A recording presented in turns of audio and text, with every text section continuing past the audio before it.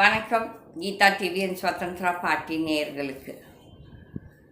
இங்கே தமிழ்நாட்டில் இப்போ நம்ம மற்ற மாநிலங்களை பற்றி பேசுகிறத விட நம்ம நாடு, நம்ம தமிழ்நாடு, இவர்கள் எல்லோருமே இந்த அரசியல் கட்சிகள், அரசியல்வாதிகள் அவங்கவுங்க ஓட் பேங்க் பாலிட்டிக்ஸ்க்காக இந்த இலவசங்களை மக்களுக்கு கொடுத்து மக்களையும் சோம்பேறிகளாக்கி திருப்பி அந்த மக்களுக்கு தெரியறதில்ல. இது அவங்க மறுபடியும் இந்த டேக்ஸ், இந்த வரிகள் மூலியமாக இந்த இலவசங்கள் எல்லாம் ஒன்றும் இலவசங்களே கிடையாது. அவங்க மறுபடியும் அந்த டேக்ஸு அவங்களும் அதை கட்டுறாங்க. வெதர் அவங்க எல்லாருமே ஒரு பெட்ரோலோ சின்ன வண்டி வச்சுருப்பாங்க, அந்த பெட்ரோல் ஊற்றணும், டீசல் ஊற்றணும். அதுக்காக அந்த வேட் ஸ்டேட் கவர்மெண்ட் போடுறது அதை இந்த எந்தெந்த இலவசங்கள் அங்கே உங்களுக்கு கொடுக்குறாங்களோ அதெல்லாம் இந்த வழியாக உங்கள்கிட்டேருந்து அபகரிக்கிறாங்க. இதை மக்களுக்கு புரியாமல் என்னமோ இந்த பெண்களும் கண்டிப்பாக நான் பெண்களுக்கு இதை சொல்லியே தீரணும். இந்த இலவசங்களை வாங்காதீங்க. இதை உங்களை ஏமாற்றும் ஒரு வித்தை என்னென்றால், திருப்பி எல்லாருமே நீங்கள் எல்லாருமே இவங்க டேக்ஸ் மூலிமா நம்மக்கிட்ட இந்த பணத்தெல்லாம் பிடுங்கிடுறாங்க 10 மடங்கு. ஸோ அதில் எதுக்கு இந்த இலவசங்கள்? நீங்கள்லாம் அவங்க இலவசங்கள் கொடுக்குறேன்னு சொல்லும்போது நீங்கள் என்ன சொல்லணும்? எங்களுக்கு இலவசங்கள் வேண்டாம், எங்களுக்கு தரமான உங்கள் குழந்தைங்களுக்கு தரமான படிப்பு, தரமான ரோட்கள், தரமான மருத்துவ வசதி, இதை கேளுங்க.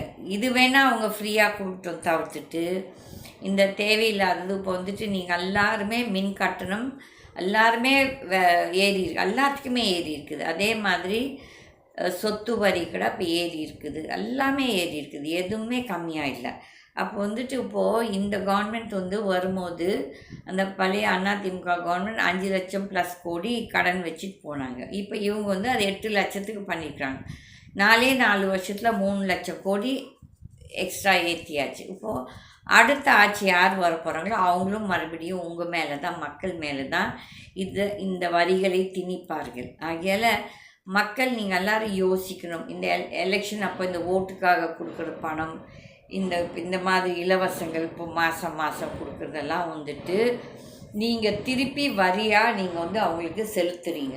இது நிறைய பேர் புரிஞ்சிக்காமல், ஐயோ ஸ்டாலின் பண்ணிட்டாரு, அது ஸ்டாலினும் இல்லை, அதிமுக கட்சியும் கிடையாது, திமுக கட்சியும் கிடையாது. எல்லாருமே உங்கள் அந்த ஓட்டுக்காக இந்த ட்ராமா போட்டுட்டு நம்ம பணத்தை நம்மகிட்டே கொள்ளடிக்கிறாங்க. அதில் மக்கள் யோசித்து இது எல்லாத்தையும் வாங்காதீங்க. ரெண்டாவது இப்போது இந்த அண்ணா பல்கலைக்கழகத்தில் அந்த பெண்ணுக்கு நடந்த மானபங்கத்தை ஒரு சில திராவிட சேனல்ஸ் அது என்னமோ பெரிய கொச்சைப்படுத்துகிறார்கள். இது தேவையில்லாத ஒரு வேலை.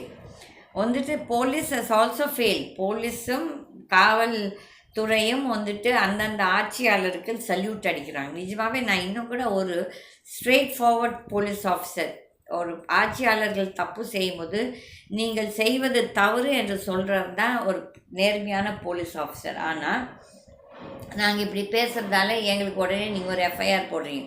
அதை பற்றிலாம் எனக்கு ஒன்றும் கவலையே கிடையாது. ஏனென்றால் அதுதான் என் தலையெழுத்து. உங்கள் கையில் சாகணுன்ற விதி இருந்தால் சாகுறோம். ஆனால் அதே உங்கள் தலையெழுத்து என் கையில் நீங்கள் சாகணுன்ற விதி இருந்தால் நீங்களும் சாவீங்க. இதுதான் நடக்கும். ஓகே, எனக்கு தெரிஞ்ச ஒரு போலீஸ் ஆஃபீஸரு என்னை அரெஸ்ட் பண்ண வந்திருந்தாங்க. இந்த எஃப்ஐஆர் போட்டுப்பா, இதே மாதிரி சைபர் க்ரைம் தான். பாவம் அதுக்கப்புறம் அந்த இன்ஸ்பெக்டர் பாவம் நல்ல மனுஷன்தான். அவரோட டியூட்டி அவர் பண்ணிகிட்டு இருந்தார். அப்போ அவர் என்கிட்ட சொன்னார், அம்மா எங்களை சபிச்சிடாதீங்கம்மான்னு சொல்லிட்டு. நம்மளுக்கு ஒன்றும் அவங்களெல்லாம் யாரையும் சபிக்கணும்னு தேவையில்லை. ஆனால் அந்த ஒரு நிமிஷம் நம்மளாம் அந்த ஃபீல் பண்ணுறோம் பாருங்கள். நம்மளை தேவையில்லாமல் இவங்க அரெஸ்ட் பண்ணுறவங்க என்கொயரின்னு சொல்லிட்டு வருவானுங்க. அதுக்கப்புறம் நம்மளை கைது பண்ணிட்டு போயிடுவாங்க. அப்போ அதில் நேர்மையே இல்லை. அப்போ என்ன பண்ணுறாங்க, நம்மளை மிரட்டுறாங்க. மிரட்டும் போது ஒரு சிலர் பயந்துட்டு, ஐயோ நம்மளுக்கு எதுக்கு என்னமோ எக்கேடோ போட்டு இந்த நாடு, இந்த மக்கள் என்கிட்டே நிறைய பேர் சொல்லுவாங்க, உங்களுக்கு என்ன கீதமா, அவங்க எப்படி போனால் உங்களுக்கு என்னன்னு சொல்லிட்டு தான் சொல்லுவாங்க. ஆனால் எல்லாருமே அப்படி கண்ணை மூடிட்டானா அப்போ யார் இந்த அயோக்கிய சிகாமணிகளுக்கு மணி கட்டுவது என்றால் யாரோ ஒருத்தர் பலிக்கடை ஆயே தீரணும். அதனால் மக்கள் நான் எப்பவும் வேண்டிக் கொள்கிறதுனா, நீங்கள் இந்த அரசியல்வாதிகளை நம்பி அவங்க அதுவும் இல்லாமல் இந்த கேஸு, இந்த ஊழல் கேஸ் இருக்கிறது, அவங்க அதுக்கப்புறம் கற்பழிப்பு, அப்புறமேல் கொலை கேஸ் இருக்கவங்கள போய் தேர்ந்தெடுத்தா இந்த நாடு எங்கே உருப்பட போகுது? கண்டிப்பாக உருப்படாது. அது வந்து உங்களையும் பாதிக்கும், உங்கள் வாழ்க்கையும் பாதிக்கும். இப்போ வந்துட்டு இந்த அண்ணா பல்கலைக்கழகத்தில் நடந்த ஒரு அசம்பவம், இந்த ஒரு அசிங்கமான ஒரு இது சிச்சுவேஷன், இது வந்து காலாகாலமாக நடந்து கொண்டு தான் இருக்கிறது. எவ்வளோ ஸ்கூல்ஸ் காலேஜஸில் இதெல்லாம் நடந்துட்டு தான் இருக்குது. ஆனால் என்ன பண்ணுறாங்க, அவங்க செல்வாக்கை வச்சு அதெல்லாம் அமர்த்திடுறாங்க.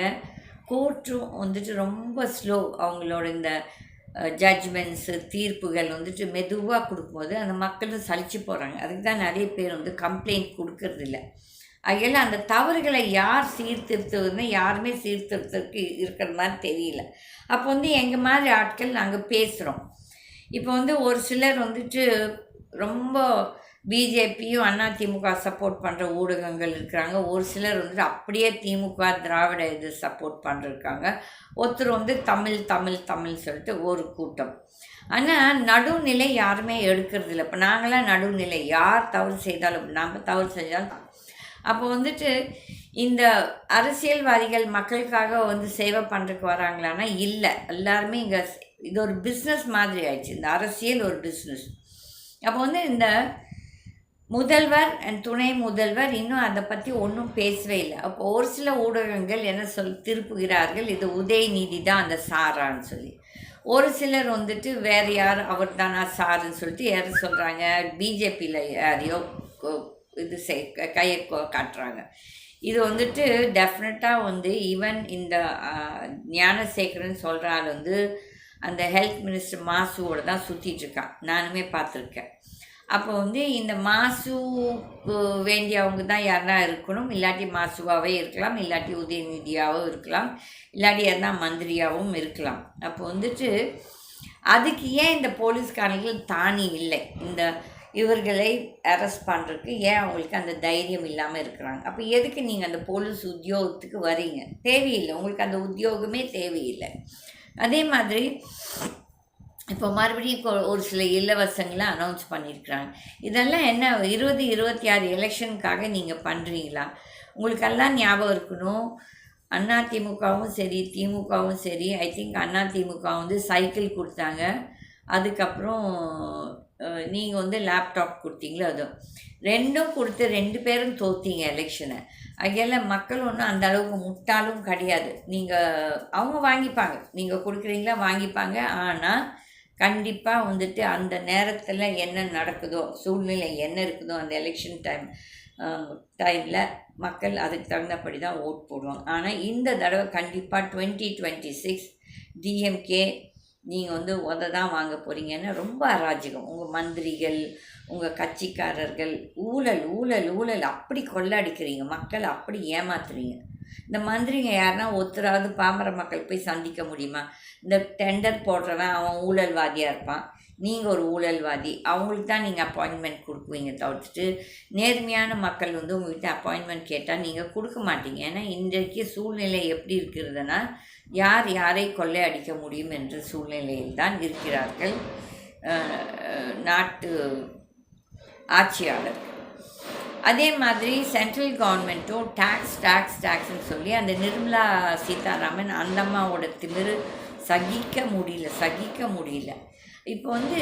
அப்போ வந்து எல்லாருமே அந்த 2026 எலெக்ஷனுக்காக தான் பார்த்துட்ருக்காங்க சொல்லிட்டு, ஆனால் மக்கள் எப்படி இருக்காங்க, இன்றைக்கி ரோடு எப்படி இருக்குது, அதெல்லாம் யாரும் கவனிக்கலை. இப்போ வந்து நேற்று ஒரு காணொலியில் பார்த்துட்டு இருந்தேன், செந்தில் பாலாஜி கோவையில் நாங்கள் வந்து இவ்வளோ கோடி 3000 கோடி எவ்வளோ கோடி சொல்கிறார், 300 கோடி ஏதாவது நாங்கள் வந்து ரோடுக்காக கொடுத்துருக்கோம். இதுக்காக அங்கே போய் பாருங்கள், ஒவ்வொரு ரோடும் நாட் ஒன்லி கோயம்புத்தூர், எல்லா ஊர்லேயும் ரோடுங்க வந்து அவ்வளோ மோசமாக இருக்குது. ஈவன் ஹைவேஸில் மெயின்டெனன்ஸ் டோலை வாங்குகிறாங்க, ஆனால் ஒரு சில இடத்துல ஹைவேஸ்லேயும் ரோடு மோசமாக தான் இருக்குது. அப்போ வந்து இதையெல்லாம் முதல் சரி பண்ணாமல் உங்களை யார் இந்த இலவசங்கள் கேட்டாங்க? அதுக்கப்புறம் கரெக்டாக அந்த எலெக்ஷன் டைமில் மட்டும் ரோடு போட வருவீங்க. அப்போது இதெல்லாம் வந்து ஒரு ட்ராமா, கண் துடைப்பு. இதெல்லாம் உங்களுக்கு ஒட்டுமானா நீங்கள் கடைசி காலத்தில் பாருங்கள், நீங்கள்லாம் நல்ல வாழ்க்கையே வாழ மாட்டீங்க. உங்கள் குடும்பத்தார்களோ இல்லை நீங்கள் வந்துட்டு என்ன கஷ்டப்பட போகிறீங்க. ஏன்னா நீங்கள் அடிக்கிறது கொள்ளை அவ்வளோ மோசமாக இருக்கிறது. எந்த ஒரு துறை எடுங்க, அந்த ரிஜிஸ்ட்ரேஷன் ஆஃபீஸ் போனால் அங்கே ஃபுல்லாக கொள்ளை, தாசில்தார் ஆஃபீஸ் போங்க கொள்ளை, வில்லேஜ் ஆஃபீஸர் விஓ அந்த ஆஃபீஸ் போங்க அங்கேயும் கொள்ளை, கலெக்டர் ஆஃபீஸ் போங்க கொள்ளை, ஆர்டிஓ ஆஃபீஸ் போங்க கொள்ளை, ஜிஹெச்சுக்கு போங்க அங்கே கொள்ளை, ஹெல்த் டிபார்ட்மெண்ட் போங்க அங்கே கொள்ளை. இப்போ எங்கே தான் கொள்ளை இல்லை, எல்லா இடத்துல கொலை, அப்படி கொள்ளை அடிக்கிறீங்க நீங்கள். ஊழல் ஊழல் ஊழல், எடுத்ததுக்கெல்லாம் காசு. ஒரு சிலரெல்லாம் இந்த பட்டாக்காக லட்சமாக கொடுத்துட்டு அந்த பட்டா கூட கைக்கு வராது, லட்சமாக பிடுங்கிட்டு அதுக்கப்புறம் அதில் ஏதோ ஒரு குறை வைப்பாங்க.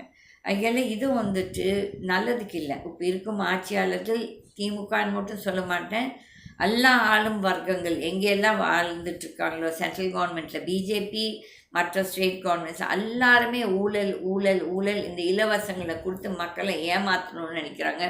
இது ரொம்ப நாள் இது அதே மாதிரி வந்துட்டு இப்போது இந்த ஸ்டூடெண்ட் ஓட ஏன் இன்னும் அந்த அண்ணா பல்கலைக்கழகம் ஸ்டூடெண்ட்ஸ் வந்துட்டு அவங்களும் இதை வந்து கொஞ்சம் சீரியஸாக எடுக்கணும்.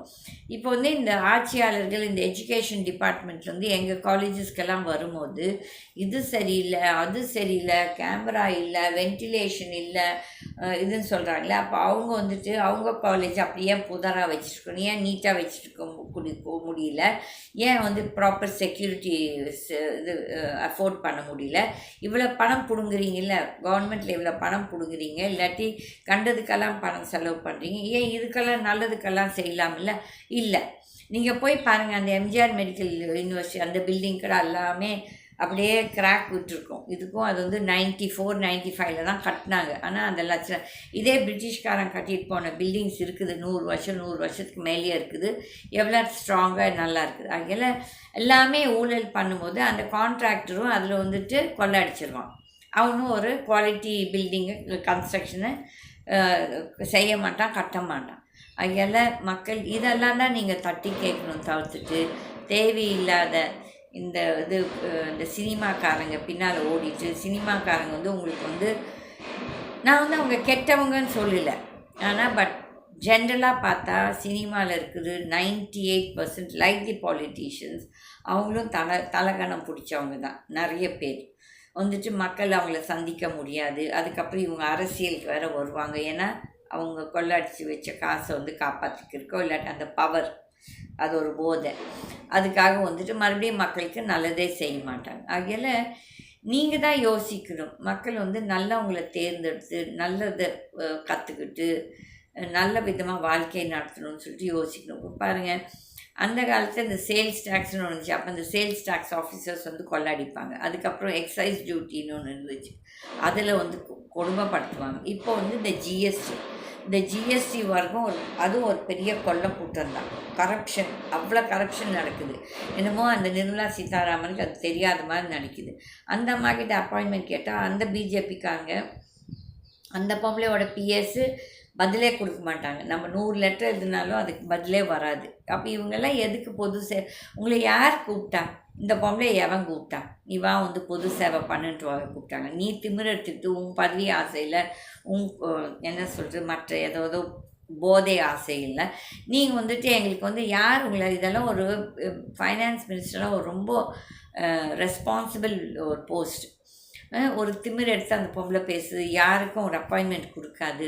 அந்த அப்பாயின்மெண்ட் வாங்கணுன்னா 20 லட்சம், 25 லட்சம், 1 கோடி, 2 கோடி கூட கொடுத்தவங்க இருக்கிறாங்க. ஆனால் நாமும் அந்த மாதிரி ஊழல் நடக்குது இந்த பிஜேபியில். அங்கெல்லாம் மக்கள் இந்த 2026 எலெக்ஷனில் யோசித்து சிந்தித்து இந்த அயோக்கியர்கள், இந்த ஊழல்வாதிகள், பொம்பளை பொறுக்கிங்க, இந்த கொலை செய்தவர்கள், இவர்களை எல்லாத்தையும் தேர்ந்தெடுக்காதீர்கள். இது என்னோட பணிவான ஒரு வேண்டுகோள்.